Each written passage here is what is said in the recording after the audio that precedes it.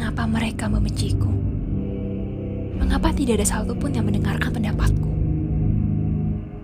Katanya aku kurang sempurna. Katanya mimpi-mimpiku kurang luar biasa. Lalu aku harus bagaimana? Aku bosan mendengar mereka. Aku bosan untuk tinggal di bumi. Apakah ada cara untuk meninggalkan bumi ini?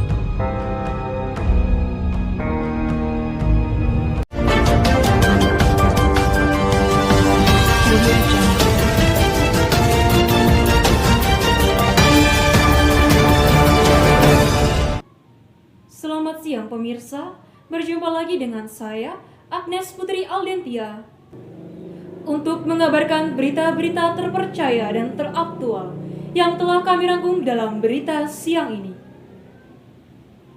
Pemirsa, akhir-akhir ini tren TikTok menjadi sebuah fenomena yang menjamur khususnya pada kalangan generasi muda.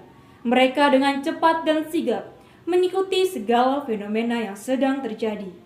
Salah satunya mengirimkan data diri untuk menjadi bagian proyek NASA dalam misi peluncuran menuju planet Mars.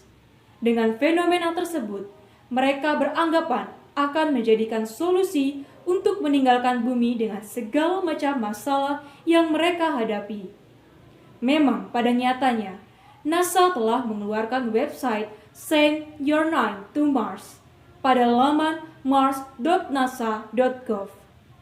Thomas, seorang direktorat misi sains NASA di Washington, Amerika Serikat pada Juli 2019, menyatakan bahwa NASA siap melakukan misi bersejarah dan ingin semua orang ikut dalam bagian penjelajahan tersebut.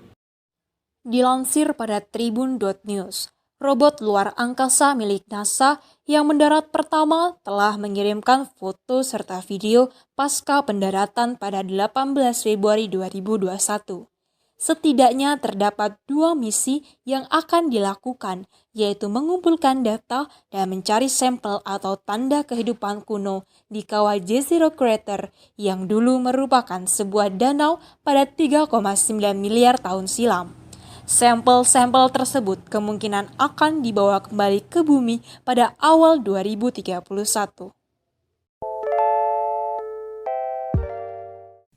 Meski para ilmuwan telah bersiap diri, Ilham Habibie, ilmuwan asal Indonesia, berpendapat misi hidup di planet Mars bukanlah hal yang mudah.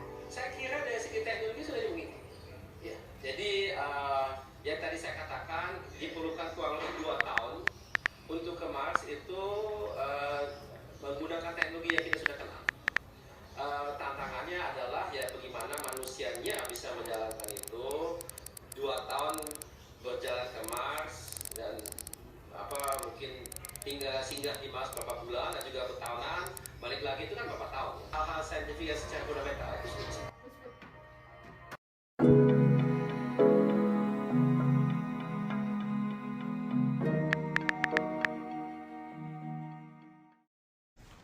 Hai, aku Aryo. Kali ini aku kembali dengan informasi di balik kontroversi, yaitu pindah ke planet Mars.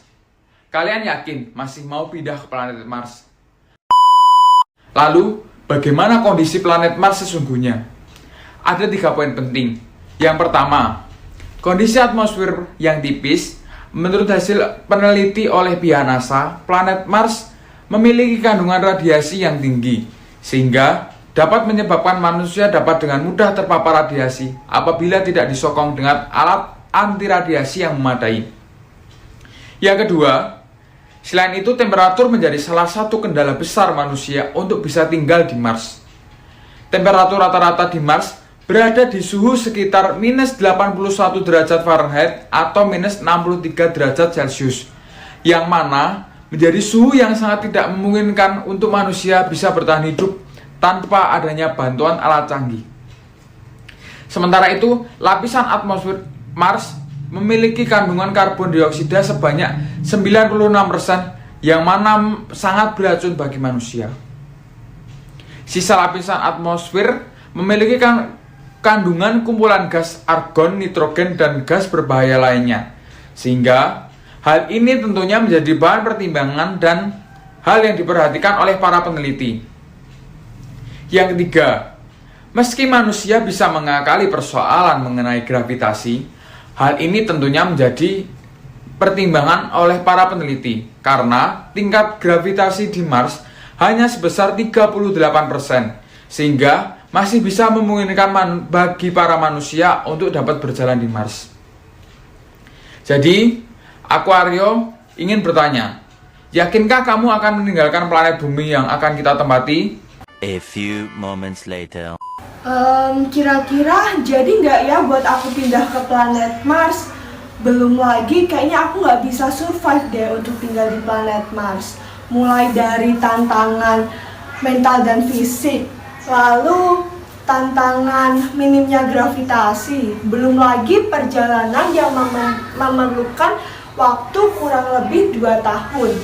Lalu karena ancaman radiasi yang tinggi serta cuaca yang ekstrim pasti akan sangat menyulitkan manusia untuk tinggal di planet Mars. Ilmuwan asal Indonesia yaitu Ilham Habibie juga beranggapan bahwa tinggal di planet Mars bukanlah hal yang mudah karena diperlukan waktu kurang lebih 2 tahun perjalanan menuju planet Mars.